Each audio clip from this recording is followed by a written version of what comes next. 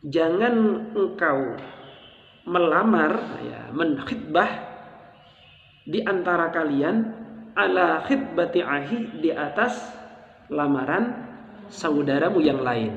Nah, orang yang masih dalam masa iddahnya itu kok iddah yang masih memungkinkan rujuk, ini tidak boleh dilamar dan tidak boleh menerima lamaran. Selamat datang di channel YouTube Santri Indonesia Kreatif. Semoga bermanfaat dan mendapatkan hikmahnya. Jangan lupa like, share, and subscribe untuk mengedepankan dakwah santri Indonesia.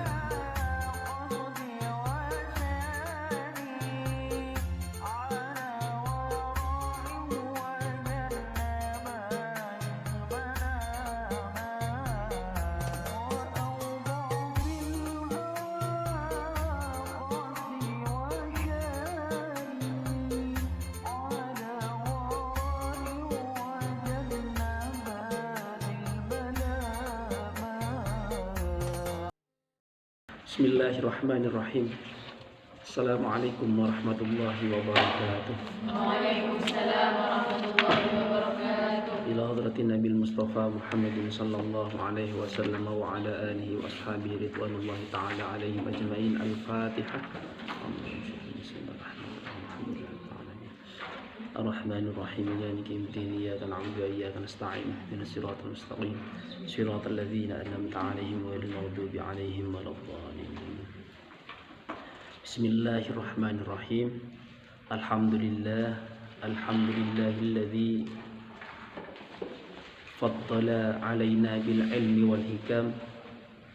Asyhadu an la ilaha illallah wahdahu la syarika lah, ilahan wahidan rabban syahidan la ma'budu siwah. Allahumma salli wa sallim ala sayyidina Muhammadinil Mukhtar, sayyidina Muhammadinil Anam, wa ala alihi al-kiram wa sahbihi wa tabi'in wa man tabi'ahum bi ihsanin ila yaumiddin. Ayyuhal mustami'un rahimakumullah. Kita lanjutkan pembahasan tafsir Ayatul Ahkam. Kali ini saya akan melanjutkan pertemuan yang lalu. Babnya sudah masuk babul munakahat. Kalau di kitab Muhadaratul Isruna, muhadarah yang ke-20. Selanjutnya sekarang kami ingatkan terlebih dahulu pertemuan sebelumnya. Mungkin ada yang miss, ada yang sempat dengerin atau tidak. Di antara ini musannif mengingatkan ada munakahat yang mungkarat, ya. Ada pernikahan yang mungkarat. Dari awal sudah dikatakan mungkar pernikahan itu. Di antaranya yang saya sampaikan pada saat itu, saya ulang sedikit saja. Di antaranya adalah nikah mut'ah. Yang kedua nikah sighar. Masih ingat nikah sighar itu apa ya? Tuker-tukeran, ya, tuker-tukeran anak misalnya. Saya dengan Gus Hamid sama-sama punya anak perempuan. Kemudian Gus, anak wedokmu tak rabi, terus sampean rabio anakku sing wedok. Nah, itu namanya nikah sighar bi ghairi mahrin, dengan tanpa mahar, ya, dengan tanpa syahadah, tanpa persaksian mahar, ya. Syahadah yang saya maksud dalam istilah munakahat itu artinya mahar. Nanti akan disebutkan di sini. Kemudian juga ada nikah muhallil yang dijanjikan. Nikah muhallil itu lil bain, tolak bain yang sudah tolak tiga, ya, sudah tolak tiga, la yumkinu ruju'uha, yang sudah tidak mungkin untuk kembali rujuk kepadanya kecuali dia sudah akan pernah menikah lagi. Sudah akan pernah menikah lagi. Akan pernah, ya. Ya kan baru ditolak tiga, ya. Akan pernah menikah lagi. Artinya dia seharus menikah dengan orang lain, dan pernikahan itu seandainya dia kembali lagi maka dia menjadi muhallil, nikah penyela, ya, nikah penyela, tapi tidak boleh direncanakan. Nah, perencanaan ini namanya nikahul muhallil yang diharamkan. Misalnya seperti tadi, misalnya saya ngambil contoh yang saya dengan Gus Hamid lagi misalnya. Nah, kok misalnya ada pernikahan saya, ini hanya contoh ya, jangan sampai terjadi ya. Kok tolak 3 ya, sudah talak 3, kemudian dan saya menyesal, masih mencintainya ya. Saya ngomong karena sahabat saya namanya Gus Hamid, Gus nikahono istri saya ini seminggu tok ya, seminggu tok mariku sampean tolak, kenapa? Saya akan rujuk lagi sama dia misalnya. Nah maka Gus Hamid ini sebagai muhallil, ini adalah nikah muhallil yang mungkarat, yang diharamkan ya. Seandainya Gus Hamid benar-benar suka dan benar-benar menikahinya, walaupun saya suruh, tapi kemudian dia tidak, bukan karena saya suruh, tapi dia benar-benar ada rasa kepada yang saya maksudkan, maka kemudian 1 minggu saya tunggu, Gus cepetan Gus cepetan, Gus Hamid gak ngereken aja misalnya, loh apa lah aku nikah kok misalnya, maka hal yang demikian menjadi haknya dia. Saya tidak punya hak sama sekali untuk menyuruh dia berpisah. Nah ini pernikahan yang salah satu pernikahan yang diharamkan. Nikah mut'ah, nikah muhallil, kemudian nikah shighar, kemudian nikah perempuan muslim yang dinikahi oleh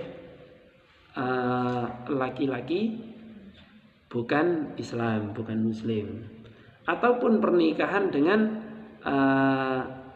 orang musyrik ya, orang musyrik. Nanti kita bedakan di akhir bab ini akan dibedakan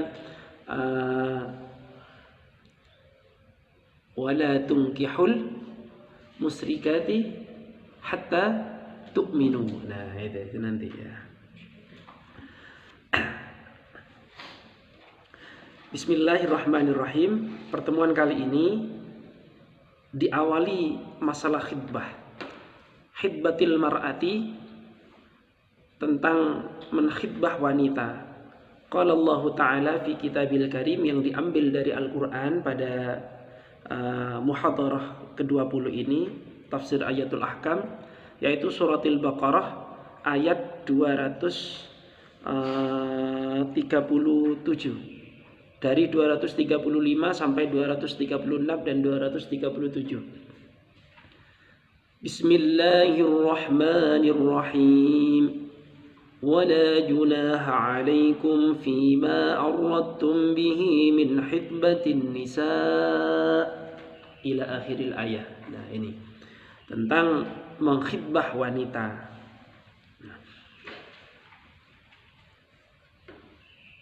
Akan saya maknai sedikit kata-kata penting ya di dalam tafsir ini, tahlilul lafzi. Pertama kata-kata arradtum ya. Wala junaha 'alaikum fima arradtum min hibbatin nisa. Apa arradtum itu? Arradtum itu artinya adalah ta'rid. Dari kata-kata ardun, pakai ain bukan alif hamzah. Ardun beda, ardun. Ardun itu artinya al-janibah, sisi lain ya. Maka dalam hal ini arradtum dimaknai at-ta'rid, merahasiakan atau menyisipkan ya. Maksud sesuatu bi ghairi itharin, dengan tanpa memberikan maksud yang jelas. Nah, ini nanti ada hubungannya dengan nikah, ada dengan hubungannya dengan khidbah. Ketika mengkhidbah seseorang gitu, la junaha 'alaikum fima aradtum bihi min khidbatin nisa aw aqnantum fi anfusikum alimallahu annakum ila akhiril ayah. Kemudian khidbatin nisa, kalimat khidbatin nisa. Nah, kalau tafsir ayatul ahkam itu gitu maknanya, kalimat-kalimat gitu ya, tahlil lafzi. Khidbatin nisa, khidbah bi kasril kha'i talbun nikah. Kata-kata khidbah, kha ta ba ta marbutah, itu dengan mengkasrahkan kha-nya maknanya adalah talbun nikah, kehendak untuk menikah. Artinya ada sesuatu niat untuk dinikahi, disampaikan niatnya, itu namanya khitbah. Sampean didatangi keluarga laki-laki atau si laki-laki menyampaikan niat, Mbak, would you marry me, misalnya kayak gitu ya. Maukah kamu menikah denganku? Maka itu artinya khitbah. Nah, dalam konteks ini kalau bidhammi, khaknya didommahkan, maknaha yu'adu bihi minal kalam, sesuatu yang diambil dari perkataan, artinya makna dari suatu perkataan, ka khutbatil jum'ati, kayak ini khutbah Jumat. Lek didatikno dhammah, ini artinya sesuatu yang bermakna dari ucapan seseorang yang diambil saripatinya, ya, saripati kalamnya. Khutbah itu berarti nasihah. Nah, kayak gitu. Jangan samakan.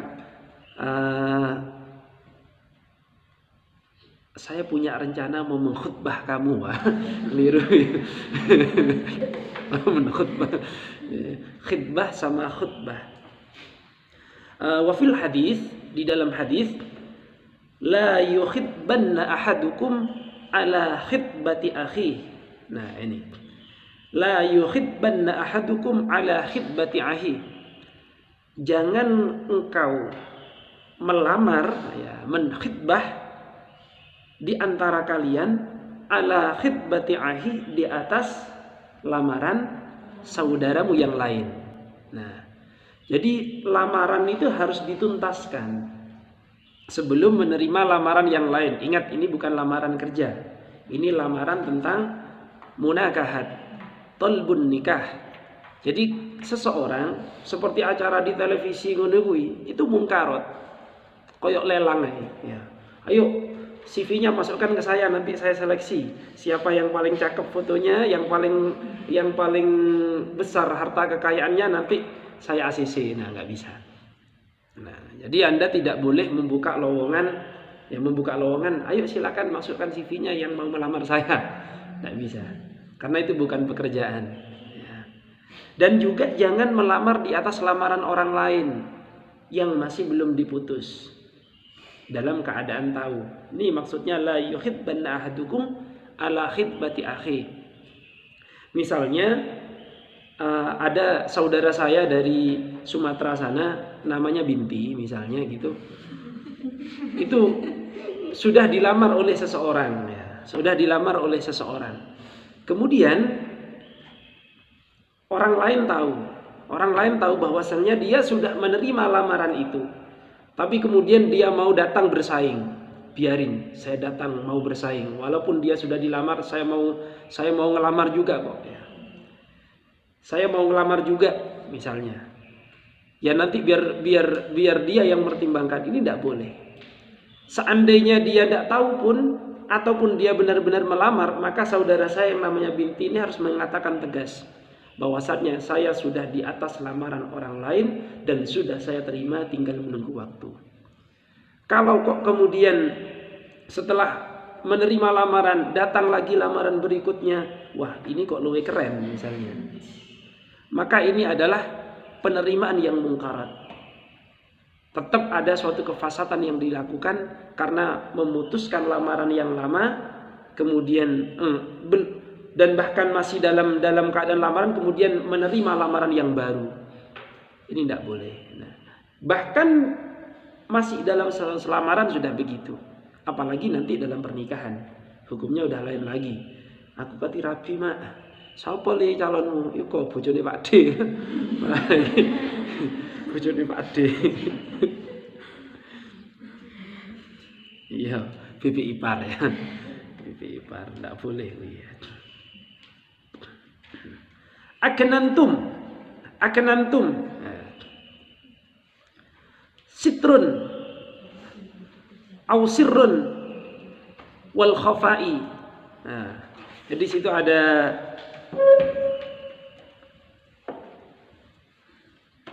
lafaz aknantum, ya. Au aknantum fi anfusikum, ya. atau kamu menserikan, menyembunyikan maksudnya, tidak benar-benar disampaikan secara gamblang gitu ya. Nah, ini masih memaknai, nanti maksud hukum di belakang saya jelaskan.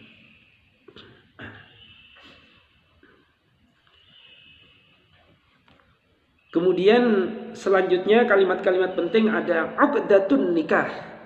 Nah, dari lafaz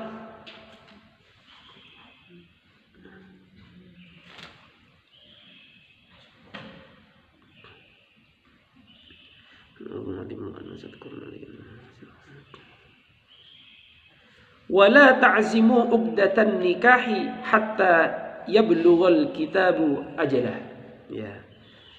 Ada kata-kata uqdatan nikah di dalam Al-Qur'an, kemudian di sini maknanya uqdatan nikahi, al-uqdah, lafaz uqdah minal aqad, dari lafaz al-aqadah. Ya. Uqdah ini kalau dimaknai yang sesungguhnya, sampai ada doa Rabbishrahli sadri wa yassirli amri wahlul 'uqdatan min lisani yafqahu qawli. Uqdah itu artinya tali sing bulet ya, yang mengikat. Makanya ketika Rabbishrahli sadri wa yassirli amri, dan permudahkan urusanku, wahlul 'uqdatan, dan uraikan uqdah, untayan-untayan sing ruwet itu, mil lisani, dari lisanku. Nah, ini kan doa saudaranya Nabi Sulaiman, siapa namanya? Saudaranya ini doanya Nabi Musa ketika Nabi Musa bukan saudaranya Nabi Sulaiman, maksudnya saudaranya Nabi Harun ya. Nabi Musa ini ketika disuruh untuk datang kepada suatu kaum, sedangkan Nabi Musa itu adalah orang yang dengan memiliki kemampuan berbicara agak cedal, sehingga singkat cerita beliau berdoa kepada Allah, wahlul 'uqdatan min lisani. Makanya sampean kadang ketika mau menghadapi publik untuk speaking ya, untuk berbicara, biasanya doanya itu ya, Rabbishrahli sadri wa yassirli amri wahlul 'uqdatan min lisani yafqahu qawli. Biar tidak terjadi slip of tongue. Keselio lidah. Keselio lidah. Kadang ngomong ini menjadi inu. Ya, antara ini dan itu menjadi inu. Sering lah. Kalau itu aja masih permakluman ya. Permakluman. Kadang nyebut namanya rektor kewalik-walik. Ya, gitu.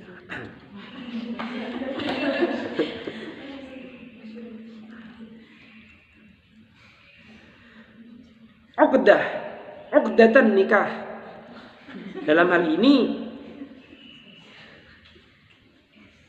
wahuwa, yaitu al-ashaddu, suatu ikatan ya, suatu ikatan. Ikatan yang dimaksud uqdatun nikah dari kata-kata akad ya. Akad itu artinya adalah ikatan, seperti halnya dalam muamalah yang membutuhkan ikatan, diantaranya adalah ya seperti nikah, kemudian sumpah jual beli ya, sumpah jual beli pernikahan, itu kan ada akad ya. Maka akdun nikah berarti ikatan pernikahan. Jual beli itu juga ada akadnya. Mbak, saya beli ini Mbak ya, ya saya jual Mas gitu. Tapi bukan pernikahannya gitu ya. Kemudian sigatnya ketika diucapkan menjadi istilah syar'inya menjadi ijab wal qabul. Nah, ini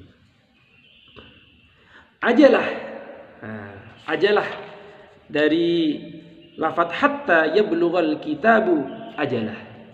Ajal itu artinya sing sampean roh mati yo. Idza jaa ajalukum, apabila sampai masanya, masa artinya waktunya ya.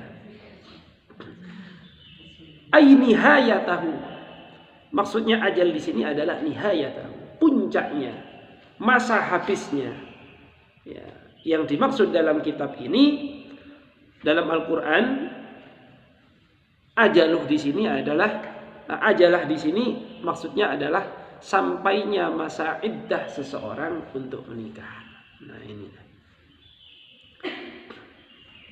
Nah, ini beberapa kalimat-kalimat penting tentang ayat yang akan kita bahas. Sababun nuzul, sebab turunnya ayat ini, bahwasannya diturunkan ayat ini,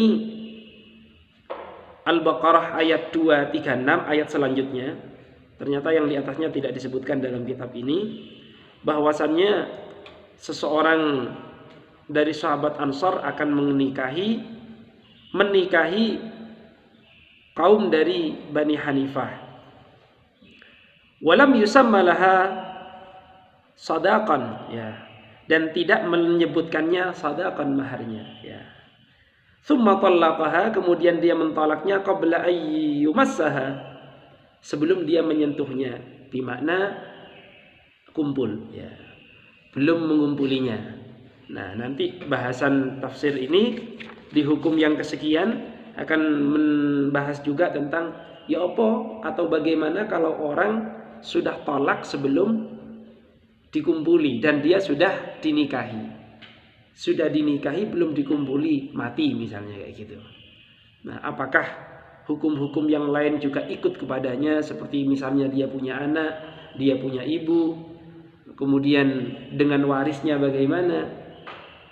Kalau baru menikah, tuh lapo-lapo misalnya perjalanan mau bulan madu, kecelakaan misalnya, dan salah satu pasangannya meninggal misalnya kayak gitu, itu nanti akan kita bahas, ya. Ini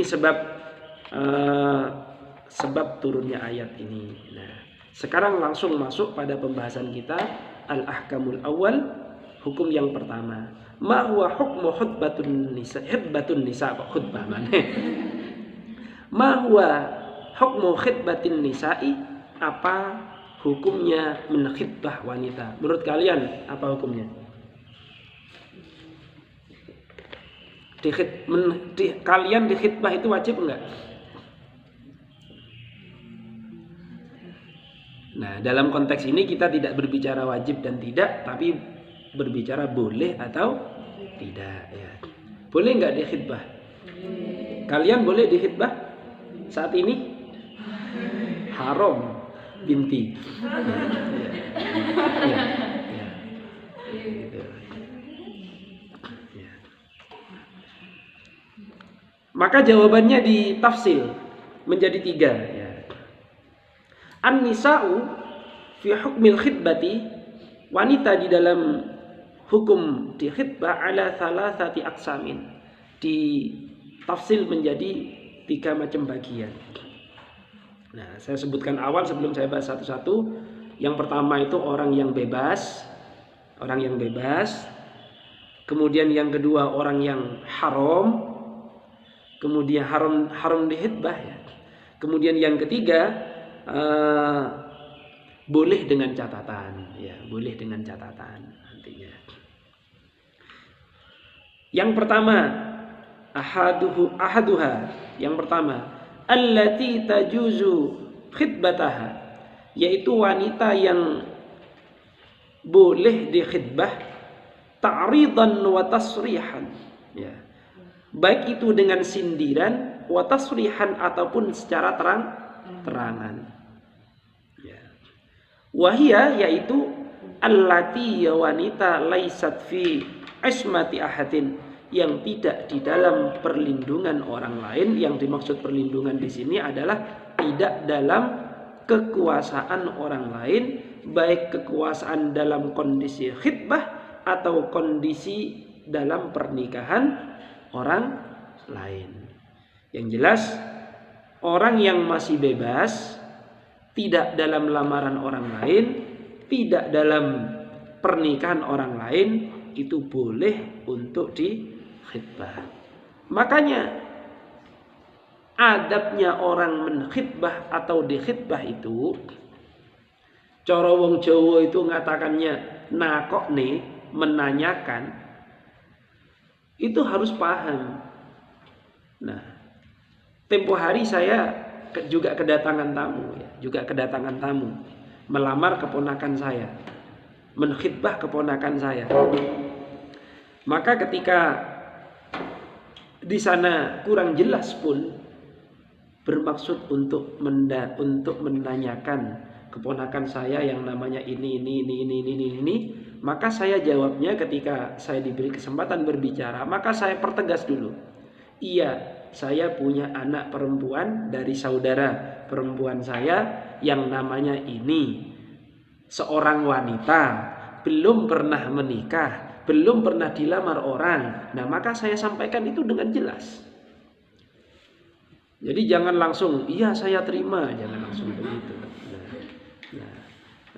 Maka kami sampaikan, kami akan membicarakan apabila ada laki-laki yang meminangnya dan laki-laki itu memiliki hukum kebolehan, apakah ada penghalang atau tidak untuk membicarakan selanjutnya. Itu penting untuk dibicarakan. Adabnya khitbah itu begitu.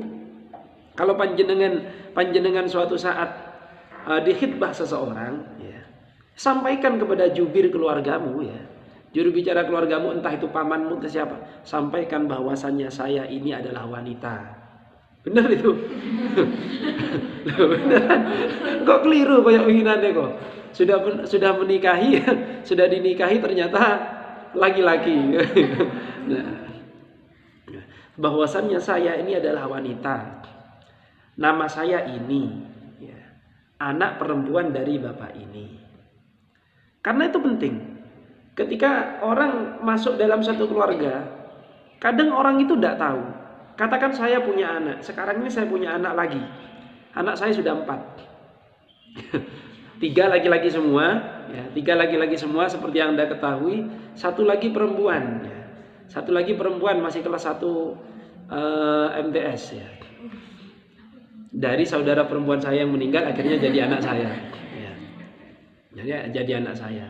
Suatu saat nih, anak saya yang perempuan ini kok mau menikah karena dia sudah ikut saya. Kemudian ada orang melamar saya, maka saya harus jelaskan, saya tidak punya hak kewalian terhadap anak saya ini. Kenapa? Dia hanya ponakan saya dari saudara saya perempuan. Maka yang berhak menjadi wali dari anak saya yang perempuan ini tadi siapa? Ya ayahnya. Atau siapa? Saudara dari laki-laki dari ayahnya. Karena saya ini hanya saudara dari ibunya. Nah, jadi itu penting bahwasanya saya anak dari siapa. Nah, itu penting. Karena banyak orang yang sudah melupakan itu sekarang. Melupakan kewalian itu. Bukan wali-wali tingkat itu. Wali terhadap hak anak itu maksud saya, ya. Nah, ini. Termasuk orang yang mengambil anak itu, ya. Selanjutnya, ya. Sekali lagi yang pertama, bahwasannya boleh melamar wanita yang masih bebas halang rintang. Ya. Halang rintang itu diantaranya adalah orang-orang yang belum menikah dan dia memang tidak dalam masa iddah, ya. Dan dia juga tidak dalam keadaan lamaran orang lain, itu boleh. Dan juga yang melamar tidak terhalang karena mahram ataupun terhalang oleh hukum lainnya. Terhalang oleh mahram. Siapa yang melamar? Pamanku dewe, ya enggak boleh. Siapa yang melamar? Akhun lil ab, saudara sebapak misalnya, ya enggak boleh. Itu masih saudara. Jadi yang menyebabkan haramnya pernikahan diantaranya 1, nikah mahram karena masih ada hubungan mahram. Yang kedua, musaharah itu karena adanya pernikahan. Kemudian rodho'ah karena adanya sepersusuan. Nah, sepersusuan itu menyebabkan hukum syariat yang lain berlaku illal mawarith, kecuali mawarith. Hukum persusuan itu berlaku menjadi mahram bagi si dia saja. Misal begini, Zahiro misalnya ya. Zahiro masa kecilnya kok dirodok oleh ibunya Azam. Ya. Zahiro dirodok oleh ibunya Azam.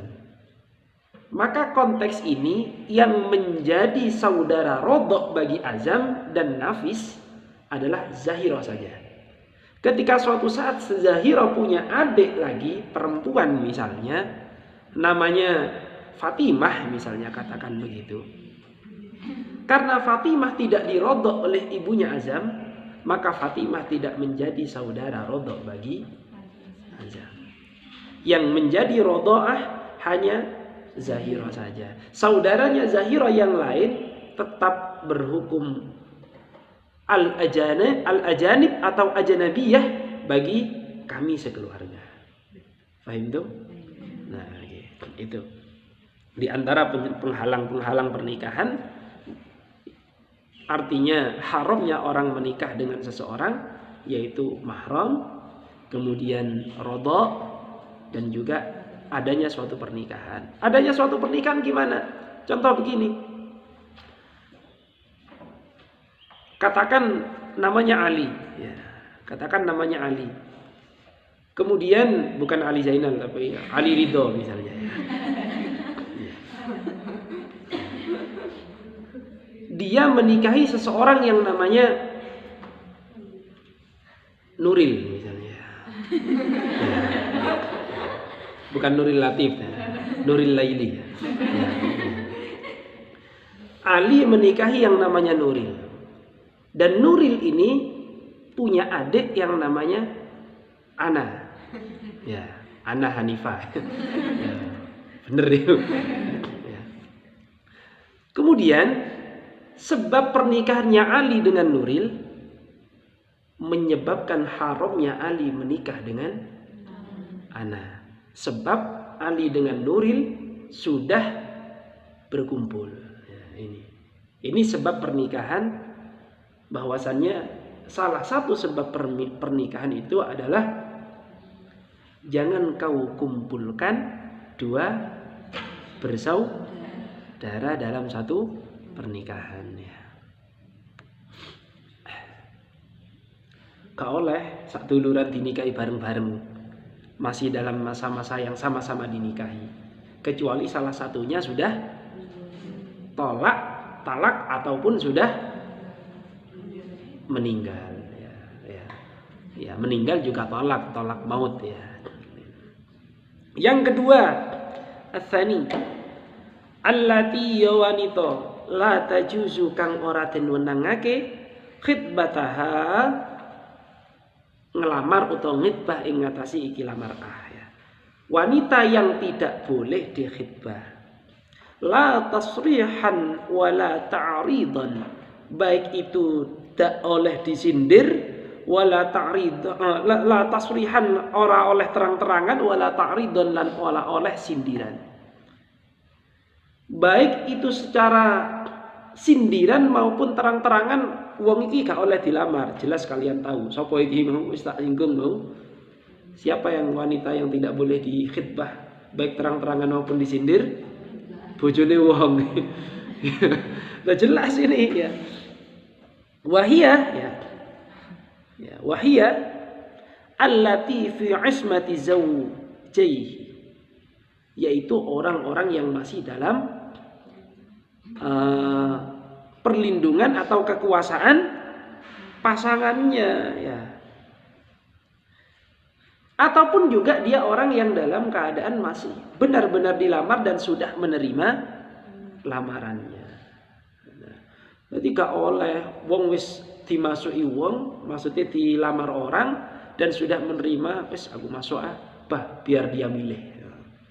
Aku pede kok. Pede kenapa? Aku luwih sugih, aku luwih ganteng, aku luwih alim, aku luwih gak alim berarti kuwi.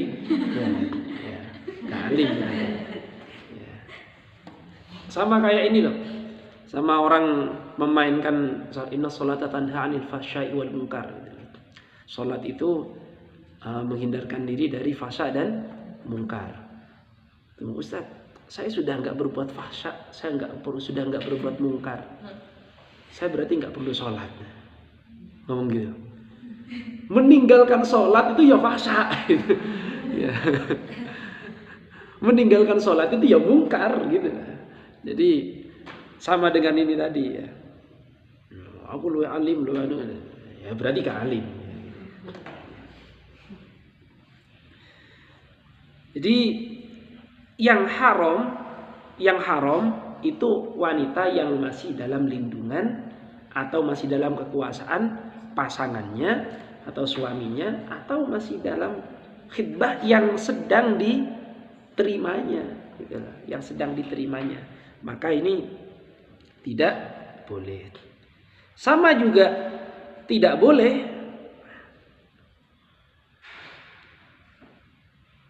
wa kadzalika, begitu juga hukmul mutallaqati rajaiyan, ya. Begitu juga orang yang dalam keadaan tolak yang masih memungkinkan untuk rujuk. Artinya apa? Masih dalam masa iddah. Iddah yang memungkinkan rujuk. Orang dalam gugatan misalnya, ditolak hari ini, ditalak hari ini, besok langsung dilamar. Ini nggak boleh. Kenapa? Karena yang demikian ifsada lil alaqati zawjaihi wa huwa haram. Ini adalah merusak terhadap hubungan rumah tangga tersebut, wa huwa haramun, dan itu haram. Walaupun memang sudah ada keretakan, kok kemudian keretakan itu kau bumbui dengan semakin menguatkan supaya dia semakin percaya diri. Jangan khawatir, habis ini kau terlepas dari sangkar burung, kau akan diterima di sangkar harimau. Misalnya kayak gitu. Kau lepas dari dia, jangan khawatir, habis ini ku tangkap kau. Ini tidak boleh, ya. Baik itu sindiran maupun terang-terangan. Apalagi terang-terangan gitu maksudnya. Nah, orang yang masih dalam masa iddahnya itu kok iddah yang masih memungkinkan rujuk, ini tidak boleh dilamar dan tidak boleh menerima lamaran. Ya. Saiki akeh loh, ya. Banyak baru cerai kemarin, hari ini sudah panas nggawa gandengan dewe-dewe. Nggawa gandengan dewe-dewe. Dia lupa, ya. Ini hukumannya berat menurut Sayyidina Umar. Menurut Sayyidina Umar, nanti dijelaskan di akhir. Kemudian yang ketiga, allati tajuzu khidbataha, boleh mengkhidbah wanita ini, tapi dengan catatan ta'ridon, dengan cara sindiran, la tasrihan, bukan dengan cara terang-terangan. Ono wanita sing oleh dikhidbah dengan kalimat sindiran, atau bahasa kitanya adalah kinayah, ya. Ngerti kinayah, ya? Jadi kinayah itu contoh gini. Ono jenenge Citra misalnya, ngarang ya. Namanya Citra, suaminya namanya Joko Lelono, ya. Joko Lelono meninggal, Citra menangis terseduh-seduh di kuburan, seperti sinetron Indosiar. Kemudian datanglah yang namanya Michael John, mendatangi Citra dengan mengatakan, sabar mbak, wis ketentuan dari Allah. Kalau ada sesuatu kesulitan, kerepotan, saya bisa bantu mbak. Ya, menunjukkan perhatian. Itu namanya kinayah. Ada udang di balik rempeyek. Ya. Ada udang di balik rempeyek. Ya begitu itu boleh. Tapi kalau terang-terangan tidak boleh. Ya. Mbak, jangan khawatir Mbak, masih bojomu mati. Aku ono kok Mbak, aku ya soge pisan. Mari nih Mbak, aku misalnya gitu. Ini tidak boleh yang begitu. Siapa yang boleh demikian? Yang boleh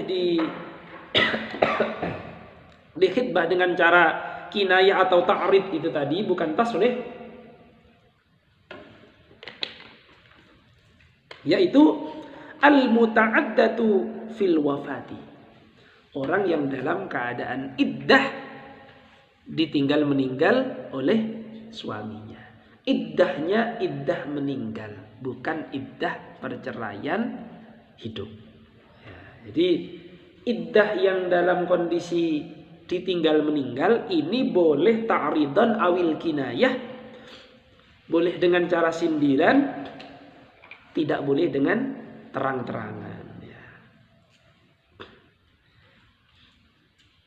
Wahia, yang demikian itu allati isaratu ilaiha, yaitu memberikan isarah kepadanya bahwasannya nanti akan dinikahi. Apa landasannya? Al-ayatul karimah, wala junaha alaikum fima arradtum bihi min hitbatin nisa. Nah ini yang menjadi dasar dibolehkannya memberikan sindiran bagi orang yang dalam masa iddah meninggal. Jadi ayat tadi, ayat 235 itu tadi berkaitan dengan dibolehkannya seseorang melamar secara ta'ridon. Nah, maka jadi di situ ada kata-kata arradtum. Ya. Secara kinayah atau sindiran mengajukan lamaran, membentuk perhatian tapi dengan cara arradtum, ya. Dengan cara ta'ridon, ya, ta'rid. Tidak dengan cara tasrihan atau sarih. Tidak dengan cara idhar, terang-terangan, ya. Ini boleh. Wala junaha alaikum fima arradtum bihi min hitbatin nisa'i.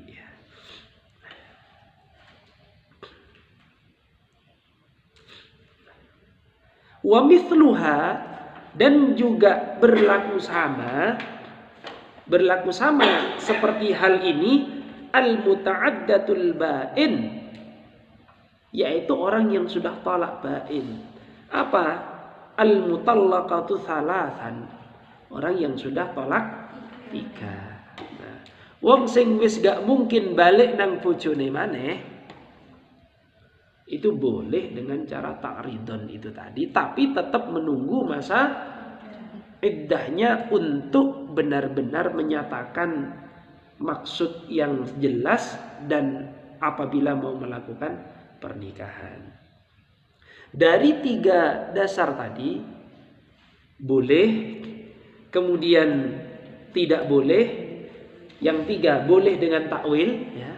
Boleh dengan takwil berarti penyebab utama ketidakbolehan itu adalah merusak rumah tangga. Ya. Jadi penyebab utama ketidakbolehan tadi adalah ifsadu lil alaqati zawjai, yaitu merusak keutuhan rumah tangga dari pasangan itu tadi. Walaupun memang sudah ada keretakan di dalam rumah tangga yang masih memungkinkan rujuk, maka dia tidak boleh dikhitbah walaupun dia sudah dalam keadaan talak, karena dia masih masa iddah. Selama masih masa iddah, ada kemungkinan orang itu rujuk. Orang rujuk itu cukup rujuk ya wis. Masih gak akad maneh dadi wis. Ya. Jadi begitu. Orang rujuk itu ya rujuk, balik maneh. Cukup dengan kata-kata saya menyesal mas, saya menyesal dek, Iya, kita mikir demi anak, demi gini dan seterusnya, demi kita juga tentunya. Nah, maka ayo kita rujuk saja. Nah, dengan kata-kata demikian maka dia sudah boleh untuk bersatu kembali. Jadi dasar utama keharaman mengkhitbah seseorang ketika khitbah itu merusak keharmonisan rumah tangga yang sedang dibangun atau sedang direncanakan. Loh, kok sedang direncanakan? Loh, tadi dalam khitbah seseorang. Orang yang dikhitbah seseorang dan sudah menerima itu kan ada rencana. Maka merusak itu juga haram. Apalagi merusak yang sudah menikah. Ya. Jadi kalau sudah menerima khitbah seseorang yang teguh, yang yakin. Seandainya kok ada sesuatu yang menjadi penghalang, ya, karena takdirnya Allah, ya, karena takdirnya Allah, maka jangan sampai alasan bubarnya seseorang karena alasan wanita lain atau laki-laki lain, ya. Will atau pil, ya. Pria idaman lain, will wanita idaman lain. Pil dan will itu bahaya.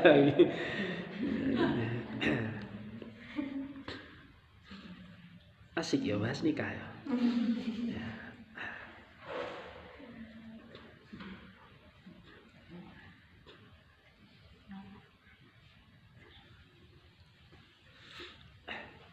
Keharaman, ya,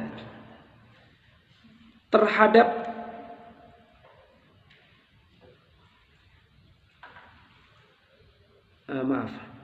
lamma khussisa ta'rid bi'adamil jinah, ya.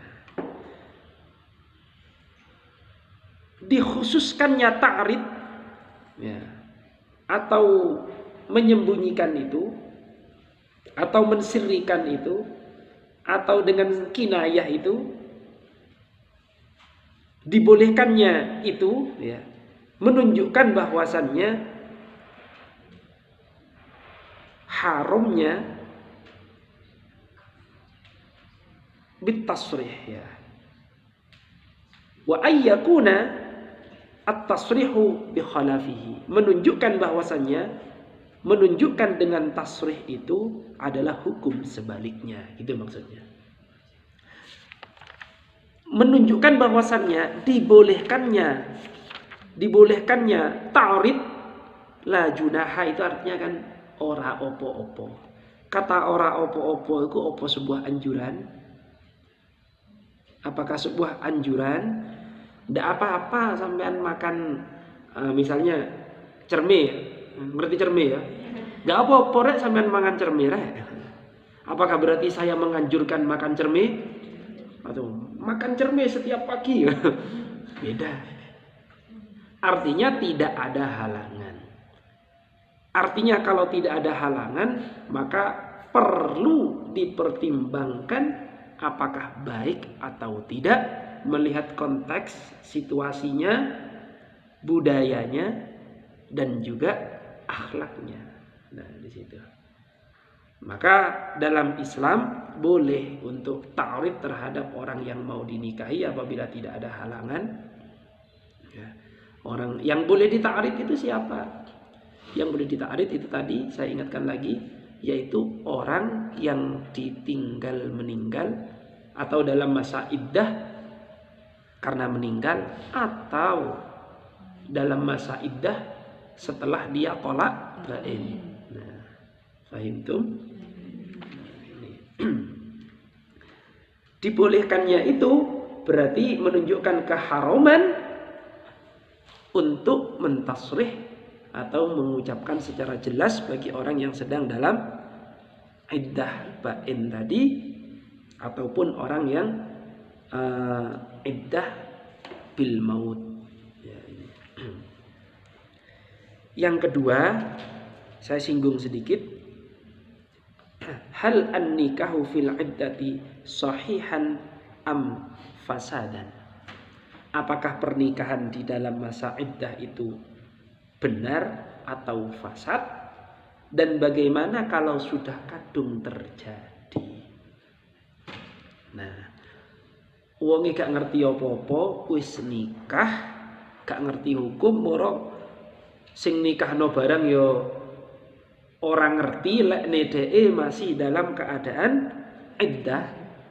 Apa ono lho ngono kuwi. Kiyaine ora hati-hati dijaluk tulung wong nikah siri. Nikah siri. Mek ngomong nang kiyaine ngene. Yai nyuwun tolong kula disahkan riyen. Saya disahkan dulu Yai, saya akan mengurus di kemudian hari supaya kami tidak berdosa. Oh, apik. Niate Yai ini apik kan? Kula duda Yai niki nggih rondo. Suaminya sudah meninggal, istri saya sudah meninggal. Supaya dalam pengurusan saya juga lebih mudah dan kami akan tinggal bersama terlebih dahulu dan akan kami segera sahkan hukum negaranya. Tolong kami dinikahkan terlebih dahulu misalnya. Pakai wali hakim ngene. Nembe dinikahno lerong dino ya ini dapat laporan dari keluarga. Lho iku bojone ket mati 2 minggu kepungkur misalnya. 2 pekan yang lalu baru suaminya meninggal. Ini bagaimana? Wis kadung terjadi. Maka yang seperti ini akadnya harus difasakh. Harus dihentikan, dirusak, diberhentikan dan ditunggukan masa iddahnya. Nanti pendapat ini berbeda macam, bahkan ada dulu pernah sampai wis gak oleh menikah selamanya orang ini selanjutnya. Ada yang sampai gitu, Sayyidina Umar. Tapi kemudian ditarik lagi oleh Sayyidina Umar setelah mendapatkan hujjah dari Sayyidina Ali karramallahu wajhah. Nah, ini saya terangkan aja ya. Saya cukup waktu nih. Ya sudah cukup lah. Pekan depan saya terangkan ini lebih detail. Yang akan diterangkan pekan depan hukum pernikahan yang tadi dan bagaimana menyikapinya. Kemudian yang kedua, bagaimana hukum mentolak atau mentalak sebelum dukhul. Ya, paham maksudnya? Oke, itu. Kemudian kalau masih nututi lagi,